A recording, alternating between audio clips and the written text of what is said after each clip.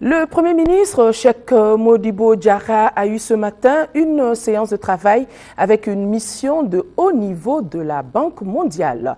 Conduite par le directeur des opérations, la mission va évaluer les progrès accomplis par les autorités maliennes dans le cadre d'un retour à la normale, à l'état de droit. C'est à l'issue de cette évaluation que la Banque mondiale décidera ou pas de rétablir sa coopération avec notre pays. Coopération suspendue depuis le 22 mars dernier. Sidiki Dambélé. La Banque mondiale, qui avait suspendu sa coopération au développement avec le Mali suite aux événements du 22 mars, vient de lancer des discussions avec les autorités pour évaluer les avancées en matière de retour à l'état des droits, à la démocratie. La mission de haut niveau commise à cet effet rencontrera tous les acteurs, gouvernement, société civile et institutions constitutionnelles. Et c'est à l'issue de ces concertations que la Banque mondiale décidera de rétablir ou non ses opérations de développement au Mali. La coopération reste suspendue. Nous entamons notre mission aujourd'hui. C'est la première rencontre que nous venons d'avoir avec son Excellence, Monsieur le Premier ministre. Comme je le disais tantôt, nous allons avoir d'autres rencontres. Nous avons aussi des instances de décision au niveau de la Banque mondiale, comme vous le savez.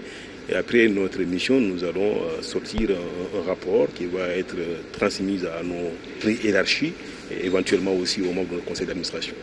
L'impact des événements du 22 mars sur l'économie malienne se chiffre à 600 milliards de francs CFA de pertes, chiffre fourni par le ministère de l'économie et des finances.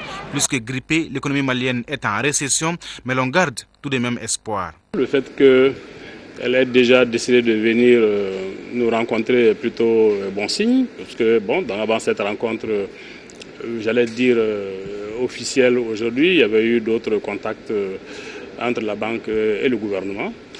Et donc je dis que cette rencontre-là est de bon augure. Je suis tout à fait convaincu qu'à l'issue de la mission d'évaluation, la banque va reprendre son programme. Après la Banque mondiale, une mission du Fonds monétaire international FMI est également attendue dans les prochains jours pour une évaluation de la situation, et cela en vue d'une reprise de la coopération économique avec notre pays.